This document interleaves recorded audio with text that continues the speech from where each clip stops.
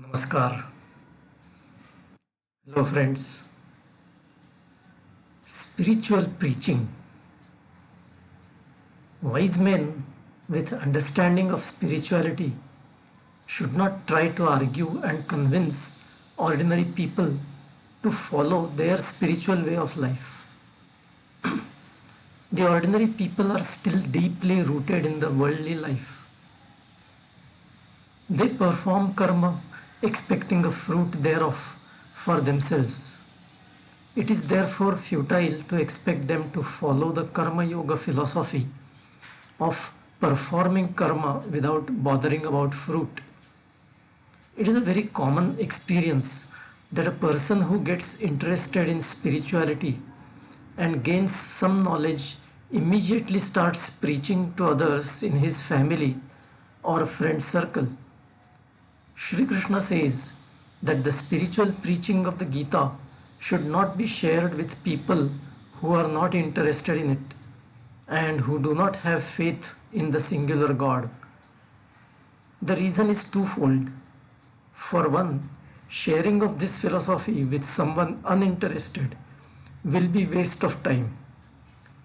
Secondly, and this is more serious, it may also entail an unnecessary argument between the preacher and the non-believer.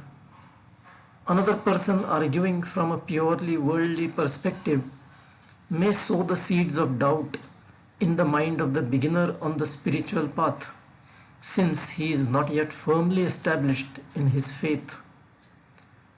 It is therefore wise not to bother about converting anyone to spirituality. A wise man should simply set an ideal through his own actions for those of the others who may want to follow them. However, sharing and discussing spirituality with like-minded bhaktas, which is referred to as satsanga, helps concretize the understanding and faith for mutual benefit. Vairagya. A sincere spiritual seeker must endeavor to overcome the enemies, namely desire, fear, and anger. But how and when will it be possible? For that, one's interest in the physical world and his attachments to the life in the physical world must reduce significantly. Only then can he be free of these three enemies.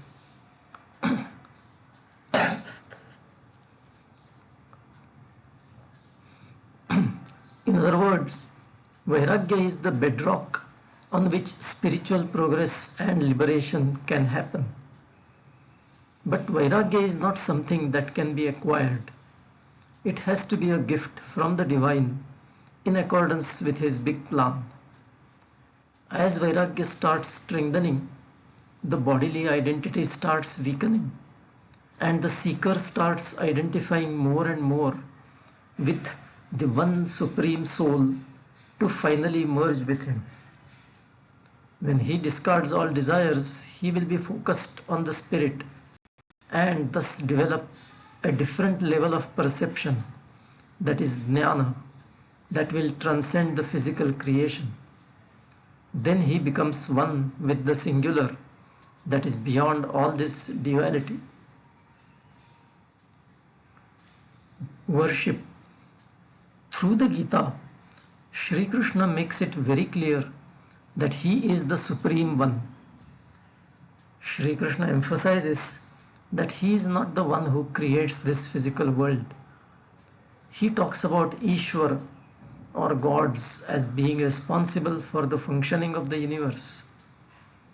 This can be interpreted to mean that gods are the laws that govern the creation and functioning of the physical universe, and that these laws, that is gods, arise from the Supreme One. Shri Krishna exhorts us to worship these gods. He defines that worship as living in accordance with swadharma. Ritualistic injunctions of organized religion, that is dharma, are not a part of swadharma and are not a necessary part of worship. Of course, to the extent the elaborate rituals help us keep our mind focused on God, they should be fine. But they should not cause anxiety about the correctness of rituals and fear of what if I am doing it wrongly. That is counterproductive. People worship God with their own different objectives. Usually, they also take some required action that they believe is necessary to achieve their objective. Shri Krishna distinguishes between smaller gods and the one supreme God. The worship or prayer for material benefit is directed to smaller gods and gets a fruit in accordance with the law of karma. Here, karma may be understood as the combination of one's own actions together with contributory actions of others involved. More often than not, the factors that influence the outcome may not all be known. The dynamics of all these is often quite complex, and we may not be able to forecast the outcome correctly, nor rationalize the outcome logically. So it may appear to us that our prayer is answered sometimes, but not answered at other times. However, we should remember that the outcome is always in accordance with the complex laws governing the physical world. It is best to understand prayer as something that impacts our mind in a positive way, calming our mind, that enables us to act more soundly, improving our chances of success. In my understanding, it is best not to look at God as a Superman sitting somewhere up there and micromanaging every single individual's life, granting some prayer because the person bribed God well enough through material offerings and correct rituals. When the Gita verse 3, chapter 3, verse 12 says, God's worship with yajna will be pleased and will fulfill your desires.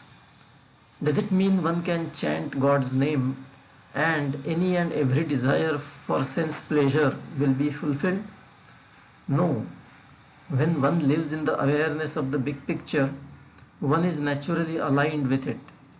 So his desires are in consonance with the plan for the whole creation, which means everything that happens in his life will seem to be as per his desires. That is the meaning of the gods fulfilling your desires. Then one will cheerfully accept the reality every moment as prasada, gift from the divine. If one is completely engrossed only in his limited body consciousness, he will forget the big picture. Then he will be like a thief. There are 4 different types of God worshippers described in the Gita. The Artha, name that is sufferer, and Artharthi, that is one desirous of some material benefit, are driven by some worldly motive. But this kind of worship is inferior because it is rooted in a selfish physical or ego-based desire. The Jidnyasu, the third category, is slightly better because he is at least curious to find out about what is beyond the physical, though he isn't necessarily willing to give up the physical. The Jnani, the fourth category, however, is completely disinterested in the physical and is practically merged with God. That is why his worship is the best. I will stop here today and continue the next time. Until then, bye. Take care.